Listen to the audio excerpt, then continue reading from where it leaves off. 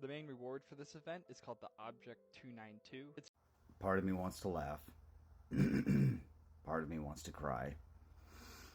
The majority of me is just going, what the fuck? Of all the objects, of all them, the 292. For those of you who don't know, this was a T-80U chassis that was an experiment at the end, well, almost the end of the Soviet Union, that was to experiment with a 152 millimeter main gun. As evidenced, they wanted to see whether it could fit into a T-80 turret, and lo and behold, you extend the cupola, similar to a T-90M, you have room. What they don't show you is the size of the round. And it looks like that.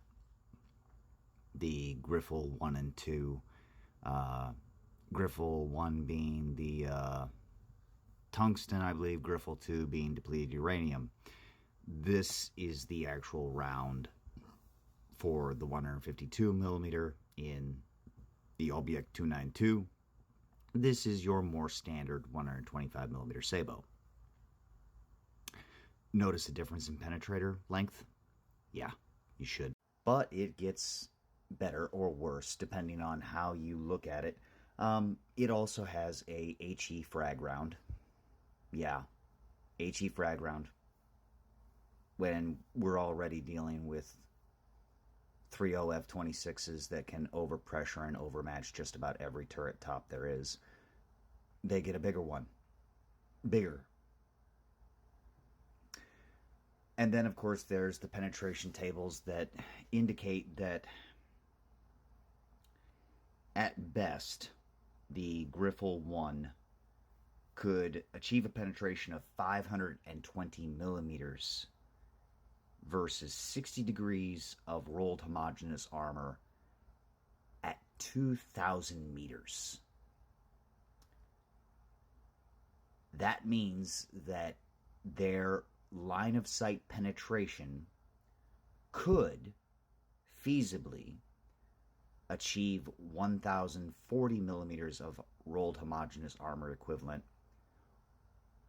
or 840 to 900 for the depleted uranium round. This was supposed to be a super tank killer. It was a super tank prototype. It has already been in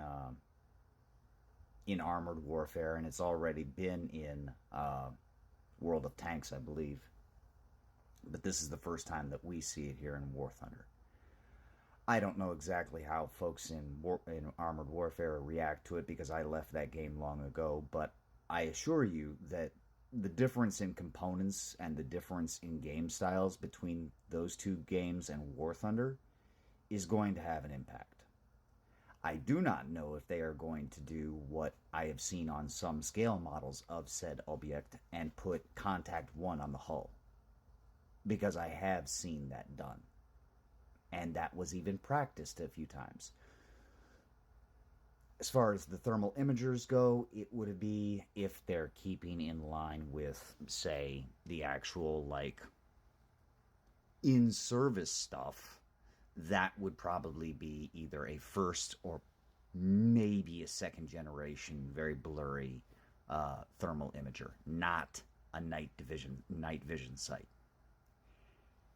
If that is the case, this will be a glass cannon of epic proportions with major firepower.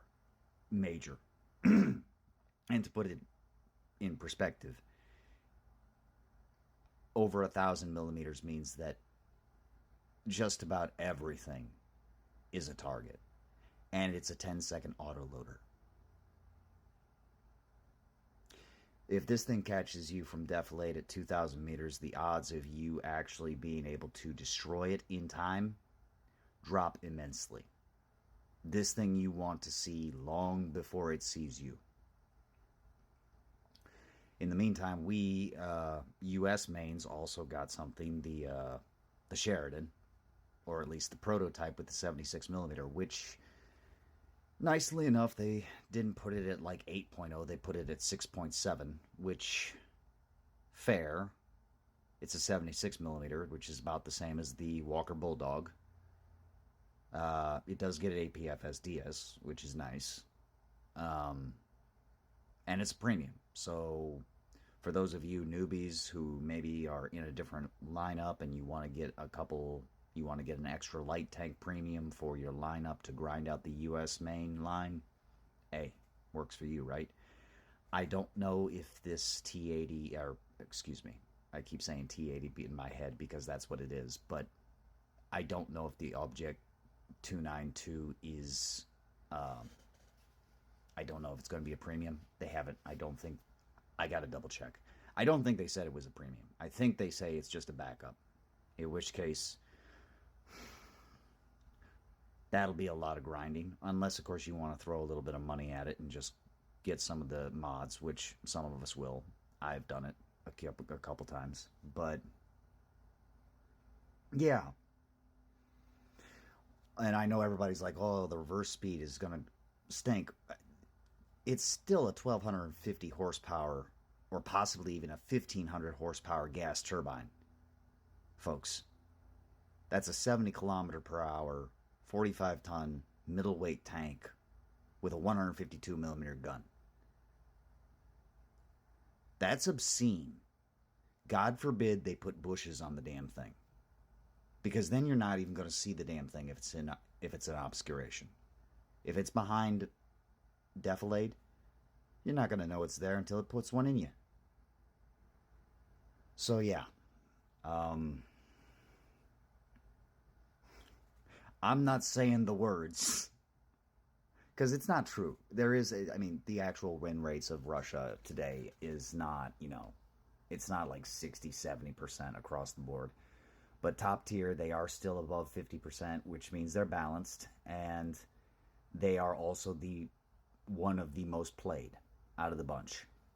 So yeah, it be like that sometimes.